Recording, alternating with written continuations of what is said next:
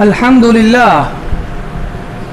لله الذي وحده والصلاة والسلام على من لا نبي بعده أما بعد فأعوذ بالله من الشيطان الرجيم بسم الله الرحمن الرحيم ولو شاء ربك لجعل الناس أمة واحدة ولا يزالون مختلفين إلا من رحم ربك صدق الله وصدق رسوله النبي الأمين الحنين العطوف الكريم. آئیے کچھ عرض و معروف سے پیشتر بارگاہ بے کس پناہ میں درود پاک کا نذرانہ پیش کریں اور پڑھیں بآواز بلند اللہم صلی علی سیدنا و مولانا محمد وعلی آل سیدنا و مولانا محمد بارک وسلم صلاة و سلاما علیک یا رسول اللہ صلی اللہ تعالی علیک وسلم. آج کے اس خطاب کا موضوع ہے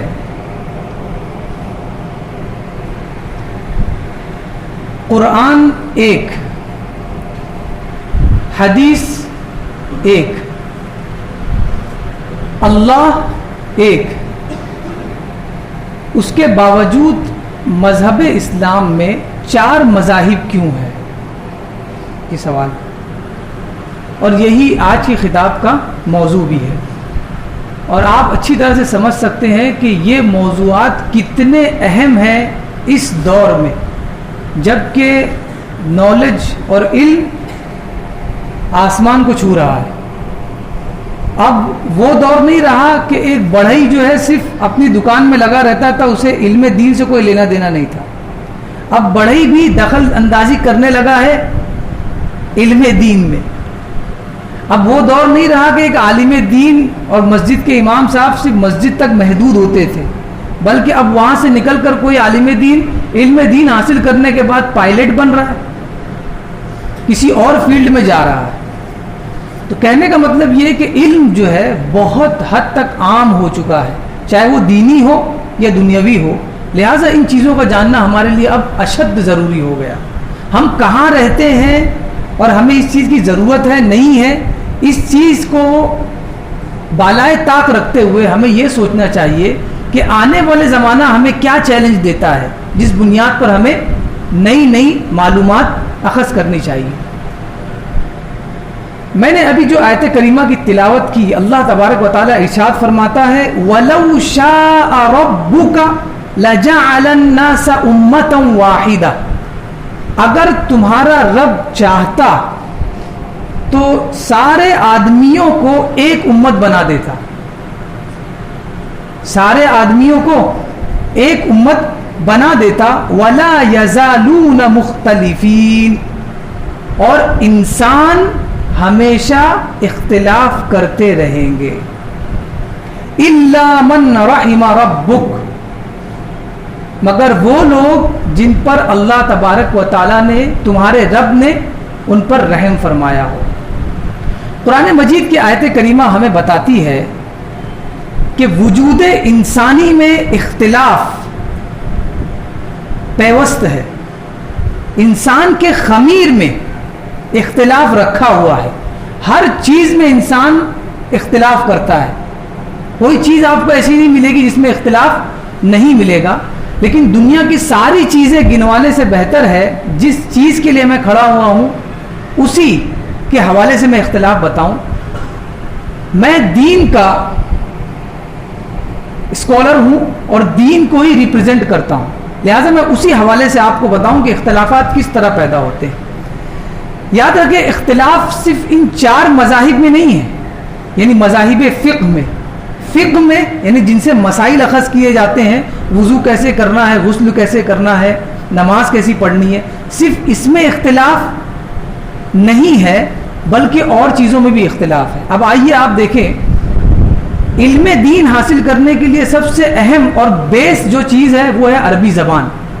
آپ عربی زبان میں آپ جائیں تو آپ کو پتہ چلے گا کہ عربی زبان کا بیس ہے 3 علم: علم نحو، علم صرف، علم بلاغت. علم نحو کسی ایک آدمی کی بنائی ہوئی نہیں ہے، یعنی کسی ایک آدمی کی رائے پر نہیں چلتا. علم صرف کسی ایک آدمی کی رائے پر نہیں چلتا. علم بلاغت کسی ایک عالم کی رائے پر نہیں چلتا.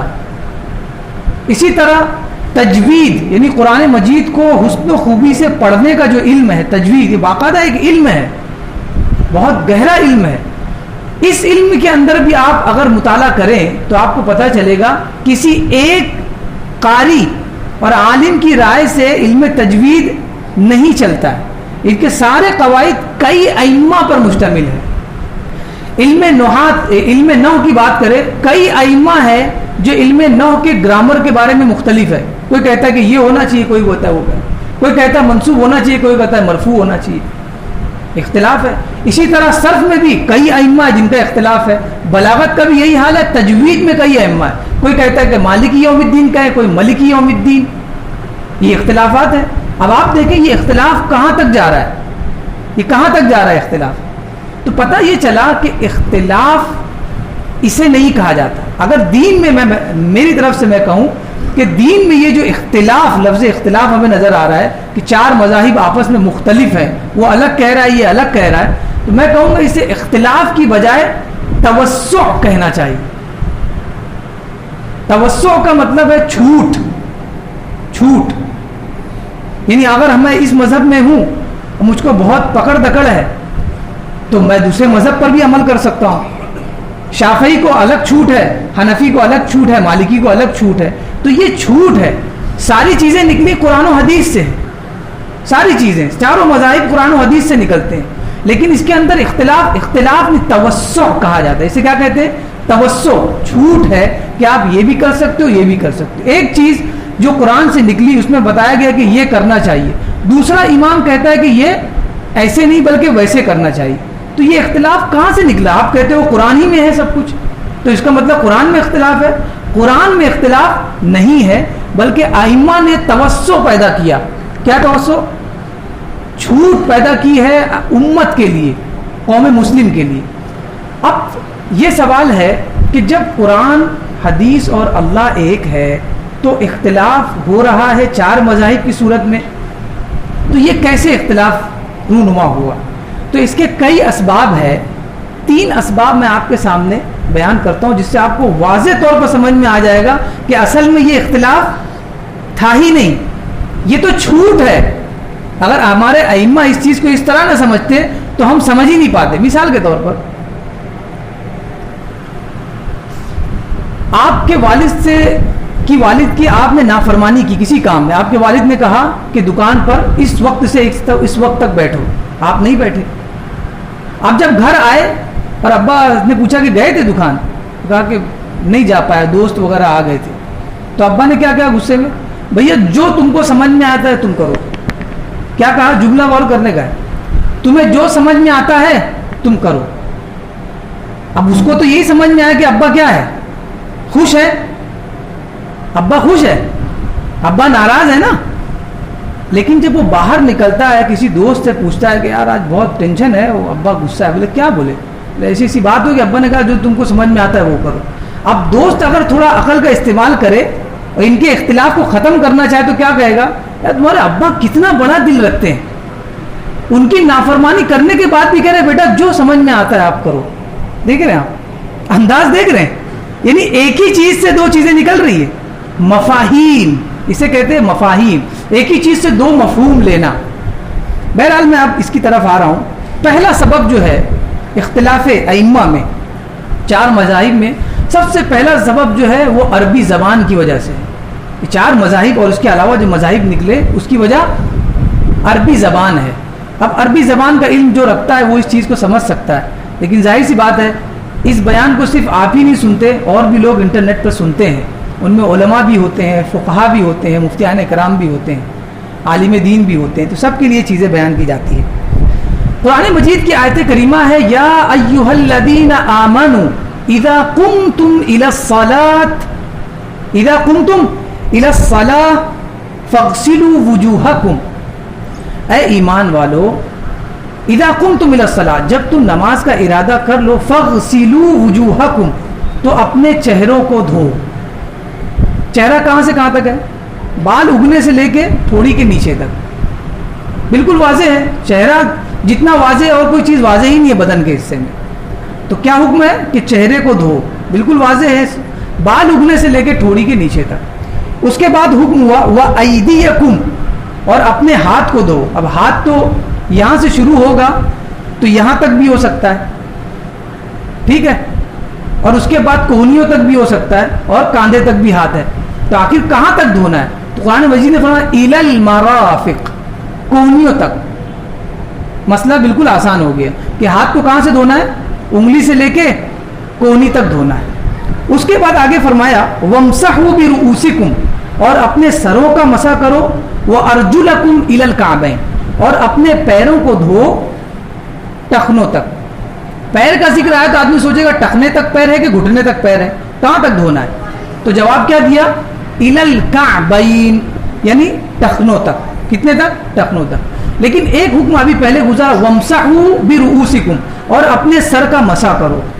اب سر کا مسح کرنے میں یہاں پر آیت کریمہ میں فرمایا کہ وَامْسَحُوا بِرُؤُوسِكُمْ, سر کا مسح کرو. تو اب اختلاف ائمہ اس میں ہے کہ سر کا مسح کتنا کیا جائے. سر کا مسح اس میں تو کچھ بتایا نہیں گئی ہے, کوئی حد اور مقدار نہیں بتائی گئی کتنے سر کا مسح کرنا ہے. تو ائمہ کا اختلاف اس میں ہو گیا. اور ائمہ کیسے اختلاف کرتے؟ فرماتے ہیں وَامْسَحُوا بِرُؤُوسِكُمْ میں جو لفظ با ہے اس کے کئی ایک معنی ہے, 10 سے زیادہ اس کا مطلب ہے. لفظ با جو نقطہ ہوتا ہے نا, اس کا 10 سے زیادہ معنی عربی میں ہے. میں 3 بتاتا ہوں, 3 مذاہب کس طرح الگ ہوئے. ایک نے کہا کہ یہ با الصاق کے لیے ہے. اب الصاق کا مطلب کیا ہے؟ الصاق کا مطلب ہے الصقوا برؤوسکم, یعنی اپنے ہاتھوں کو اپنے سر سے لگا لو. تو ایک فقیہ نے, ایک مجتہد نے کہا کہ سر سے یہ ہاتھ جب ہم اپنے سر پہ رکھتے ہیں تو سر کا چوتھائی حصہ وہ ہاتھ گھیر لیتا ہے. لہٰذا یہ بات جب الصاق کے معنی میں ہوگا تو کیا مطلب ہوگا کہ بھائی سر کا چوتھائی حصے کا مسح کرنا ہے کم سے کم. دوسرے نے کہا نہیں, یہ با جو ہے اس کا دوسرا معنی ہے تبعیض, مطلب باز. با کا مطلب کیا ہوتا ہے؟ باز, سم, کہ سر کے کچھ بالوں کا مسح کر لیا جائے تو مسح ہو جائے گا. اسی با سے دوسرا معنی نکلا. اسی لیے دوسرے امام نے کہا 3-4 بال بھی اگر مسح کر لیں تو مسح ہو جاتا ہے, چوتھائی سر کی کوئی شرط نہیں ہے, کیونکہ با کا انہوں نے دوسرا معنی لیا.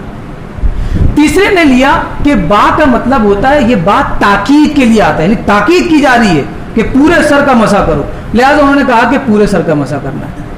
اب آپ بتائیے کہ اختلاف کدھر ہوا؟ زبان عربی میں اختلاف ہوا. ایک لفظ با جو ہے اس کے اندر اختلاف 3 طرح کے, اور تینوں ائمہ نے ان تینوں چیزوں کو لے لیا, اور الحمدللہ امت مسلمہ ان تینوں اینگلز پر کام کر رہی ہے. چاروں ائمہ کی تھرو ان تینوں اینگلز پہ کام کر رہی ہے. کوئی مسح تھوڑا سا کر رہا ہے, کوئی چوتھائی کا کر رہا ہے, کوئی پورے سر کا کر رہا ہے. یعنی قرآن کے ہر اینگل پر عمل ہو جا رہا ہے ان 4 ائمہ سے. اب بتائیے یہ اختلاف ہے یا چھوٹ ہے؟ اختلاف ہوئی, یہ رحمت ہے. اختلاف الامہ رحمت الامہ, امت کا اختلاف امت ہی کے لیے رحمت ہے. دوسرا سبب ہے حدیث کا سمجھنا. حدیث جو آ رہی ہے نبی پاک صلی اللہ علیہ وسلم سے, اس کے سمجھنے میں فرق ہو جانا. غزوہ خندق, کفار و مشرکین نے, مکہ کے مشرکین نے یہ چاہا کہ نبی پاک صلی اللہ علیہ وسلم پر حملہ کرے, انہیں ختم کر دے, اور مکہ سے پورا قافلہ مدینہ آیا آپ کو ختم کرنے کے لیے. اور نبی پاک صلی اللہ علیہ وسلم نے اپنے صحابہ کے ساتھ خندق کو کھود دیا, بڑی خندق کھود دی گئی. اب اس خندق کو پار کر کے دشمن آ نہیں سکتا ہے, آئیں گے تو 2-3 آئیں گے, اس کو مار دیا جائے گا.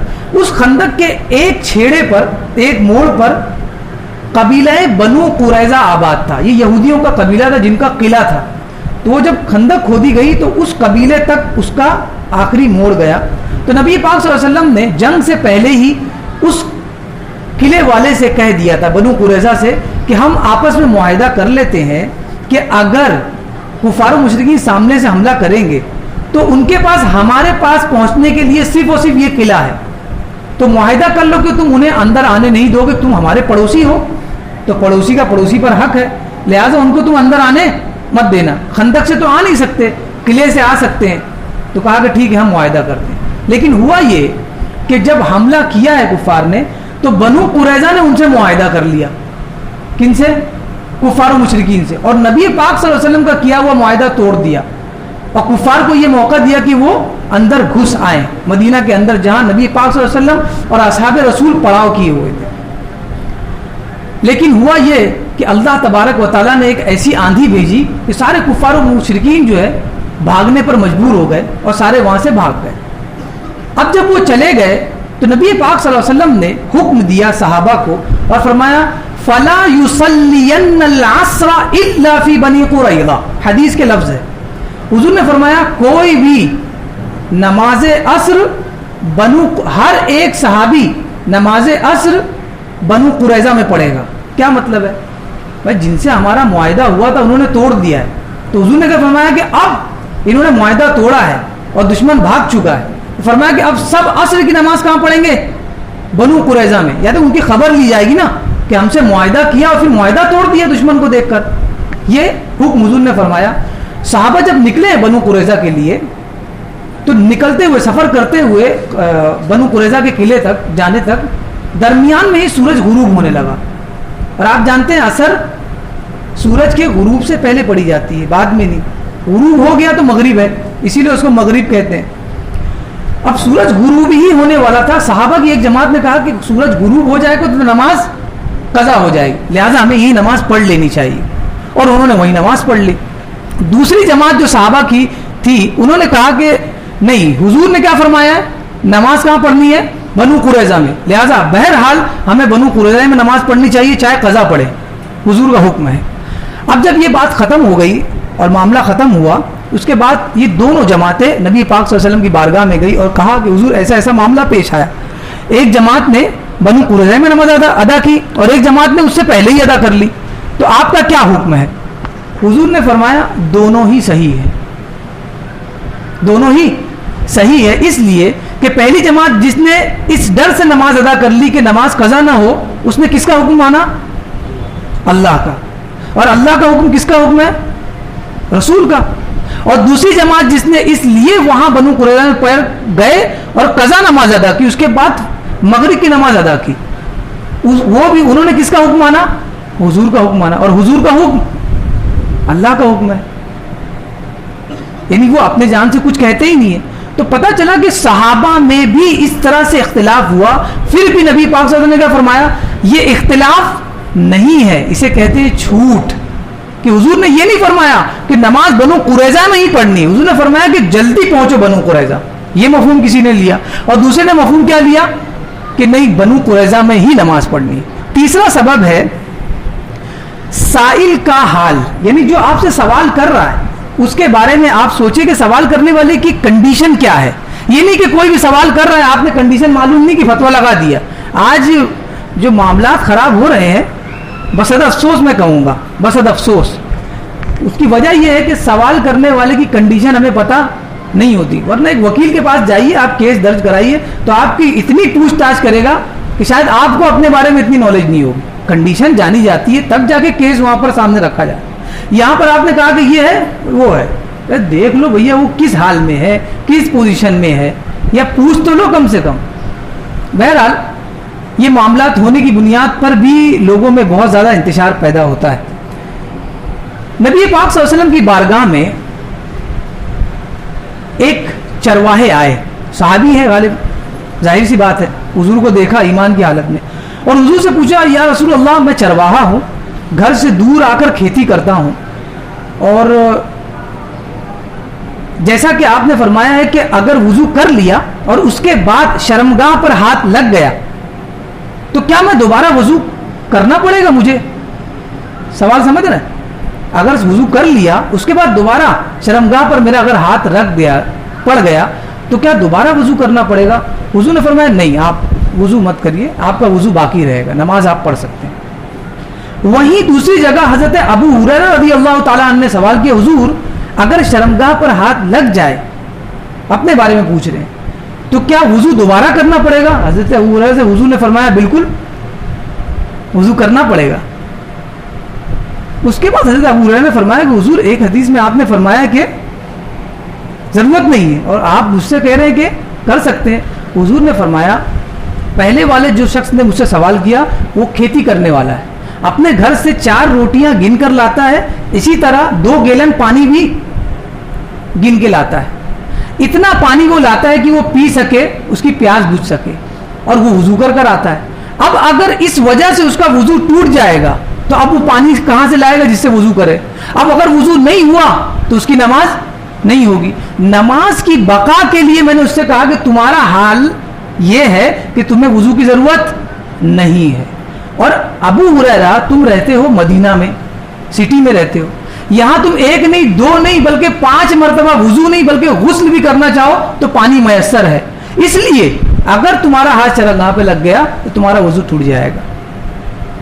ठीक है, लेकिन ये मसला इमाम शाफई का है, आप लोग इसको, ठीक है, मसाइल का इख्तिलाफ है। बहरहाल कहने का मतलब ये है, ये असबाब है जिनकी बुनियाद पर मज़ाहिब में तवस्सु हुआ, इख्तिलाफ हुआ। लेकिन अफसोस, सद अफसोस कि लोग इसी चीज को खेल बनाते हैं। और वो मुज्तहिदीन जो चारों अइम्मा है, ये चारों अइम्मा असल में क्या थे? गैर मुकल्लिद। जुमला सुन ले आप, ये 4 अइम्मा क्या थे? गैर मुकल्लिद। लेकिन अब इस दौर में कुछ लोगों को ये शौक पैदा हुआ है कि वो भी गैर मुकल्लिद होकर बताएं। सर, गैर मुकल्लिद होने के लिए जो कंडीशन है, पहले आप वो चेक कर लें। जब आपको पता चलेगी गैर मुकल्लिद होता कौन है, तब आपको पता चलेगा कि किसी इमाम की इक्तिदा करने ही में भलाई है। तो कहने का मतलब ये, जब तक आप अपने दीन को समझोगे नहीं तब तक सुकून नहीं मिल सकता, न दीन में न दुनिया में। आखिरी एक बात, 3 किताबें हैं, रहमतुल उम्मा फी इख्तिलाफिल उम्मा, दूसरी किताब है अल इंसाफ फी बयानी असबाबिल इख्तिलाफ, तीसरी किताब है अल मीज़ानुल कुबरा। ये एक रेफरेंस है, अगर जो सुनने वाले हैं अगर वो पढ़े लिखे हैं, उलमा में से हैं, तो वो इस चीज़ का रेफरेंस दे सकते हैं, मालूमात ले सकते हैं किस तरह इख्तिलाफ हुआ और किस तरह ये तवस्सु की सूरत पैदा हुई। अल्लाह तबारक व तआला की बारगाह में दुआ है कि हमें दीन इस्लाम को गहराई से पढ़ने की तौफीक अता फरमाए और हमें अपने बुजुर्गों के नक्शे कदम पर चलने की तौफीक अता फरमाए। और एक आखिरी और अहम बात, सबसे पहले तो ये ऐलान आप सुन लें कि आज ही बरोज़ जुमा बाद नमाज मगरिब अनवर बोवेर हॉल में एक प्रोग्राम रखा गया है तहफ़्फ़ुज़ नामूस रिसालत के नाम से। इसमें हज़रत मौलाना कमर गनी उस्मानी साहब आने वाले हैं। आपसे गुजारिश है कि आप ज़रूर इसमें शिरकत फरमाएं और पता लगाएं कि किस तरह उम्मत में क्या मामलात चल रहे हैं, हम किस कटघरे पे खड़े हैं, किस किनारे पर खड़े हैं, इसमें जाना भी बहुत अहम है। दूसरा ऐलान इस मस्जिद के लिए है कि सर, मैंने कई मरतबा, मुझे बहुत सारी कंप्लेंट आई, यहाँ के लोगों ने कहा कि ऊपर दूसरे या तीसरे माले पर बच्चे बहुत शरारत करते हैं, और अगर बच्चे शरारत करें तो उसे शरारत कहा जाता है, लेकिन बड़े अगर करें तो वही काम जो बच्चे कर रहे हैं, तो ये मुनासिब नहीं है। जो भी ऊपर सुन रहे हो जरा एहसास रखें, क्योंकि इसमें होता ये है कि हमारे ये दर्स जाता है। अगर कोई नया बंदा जो नया नमाज शुरू किया है वो तीसरे माले पर अगर चला जाए तो कहेगा यार यही तो चीज़ मैं भी मोहल्ले में कर रहा था। वो यही सोचेगा कि ये जो कर रहे तीसरे माले पे नमाज में, यही तो मैं मोहल्ले में अच्छे से कर रहा था, तो ज़रूरत क्या है यहाँ आने की? यानी उसे यही दर्स मिलेगा ना कि मस्जिद में मस्ती करते हैं, आपस में ग्रुप बनाकर बैठकर बात करते हैं। यार मस्जिद का आदाब बहुत अहम है। और कितना देर हम लोग रहते हैं? मुश्किल से 1 घंटा, पूरे हफ्ते में 1 घंटा। और 1 घंटे में हमको अल्लाह ताला ने मौका दिया है कि बिल्कुल लव लगाकर अल्लाह की बारगाह में बैठे, उसके अहकाम को सुने, कम से कम दुरूद मुबारक पढ़े। शायद अल्लाह तबारक व तआला हिदायत दे दे, शायद दिल में कोई नूर उतर आए, शायद हमारा जहन कुछ खुल जाए दीन के हवाले से। दर्द ऐसे ही पैदा होता है, एक लम्हा है और इंसान का जहन खुल जाता है। और कितने लोग ऐसे ज़माने से मदरसों में पढ़ रहे लेकिन जहन नहीं खुला है। और मैंने कितने ऐसे दुनियादार लोगों को देखा है कि अल्लाह अकबर, अमल उनका दीन पर ताज्जुब होता है। ये अल्लाह तबारक व तआला की हिदायत है। तो इस चीज़ का आप लोग ख्याल रखें। और ख़ास कर बिलखुसूस वालिदैन से मैं रिक्वेस्ट करूँगा, अपने छोटे बच्चों को मसाजिद में न भेज, और अगर भेजें तो जाहिर सी बात है जो बच्चा आया है चाहिए कि वालिद उसको अपने साथ लाए और उसको बताएं। मैं ये नहीं कहता हूँ बिल्कुल बच्चे लाएं ना, अगर बच्चे नहीं आएंगे तो पता कैसे चलेगा कि दीन का काम कैसे चलता है, दीन नमाज कैसी पढ़ी जाती है।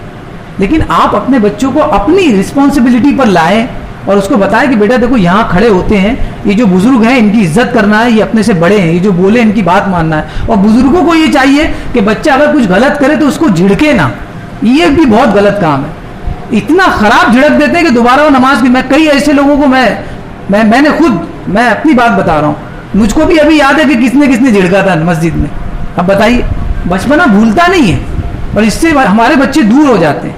تو یہ بھی بہت ضروری ہے کہ بچہ بھی بڑے کا ادب کرے, لیکن آپ یاد رکھیں بچے کو عقل نہیں ہوتی. جب بچے کے ساتھ بڑا شفقت کرے گا آٹومیٹک ادب کرے گا. جب چاچا بولیں گے, بڑے لوگ بولیں گے بیٹا یہ کرنا غلط ہے, تو وہ بھی سوچے گا گھر میں تو ابا ایسے کبھی بات نہیں کیے, چاچا اتنی عزت دے رہے ہیں, تو وہ بھی سوچے گا نہیں ان کی بات ماننی چاہیے. تو یہ سسٹم ہوتا ہے, آپ کسی کے اوپر لاگو نہیں کر سکتے. محبت ہی ایک ذریعہ ہے جس سے کام بن سکتا ہے. تو اوپر والوں آپ لوگ اس بات کو سن لیں کہ آپ کو اتنا اوپر رکھا گیا ہے تو آپ اس کا احترام کریں, اہتمام کریں. اور اگر آپ لوگوں میں سے کوئی ایسا لگتا ہے کہ بھائی میں نہیں کرتا ہوں, 4 لوگ اور مجھ سے زبردستی بات کرتے ہیں, تو نیچے آئیے, نیچے جگہ بنی ہوئی ہے, تقریر سنیے, پھر اوپر چلے جائیے چونکہ جگہ کم ہے. تقریر سنیے, سب ایک دوسرے میں مل کر بیٹھیے, تقریر سن لیے, اس کے بعد اوپر جائیے, جگہ تو بنی ہوئی ہے. کوئی ایسی ضرورت نہیں کہ اب جگہ نہیں ملتی ہے, کچھ مسئلہ نہیں, جگہ تو ملنی ہے. ارے آپ کو جگہ نہیں ملے گی, نماز کیسے کھڑی ہوگی؟ نماز پڑھنے والے کو جگہ نہیں ملے گی. تو اس چیز کا آپ ضرور خیال کریں. مسجد کا احترام بہت ضروری ہے. جو بھی دنیاوی بات کرنا ہے موبائل پہ, دنیا پڑی ہوئی ہے, وہاں جا کر آپ بات کر سکتے ہیں. اس چیز کا ضرور خیال رکھیں. وما علینا الا البلاغ.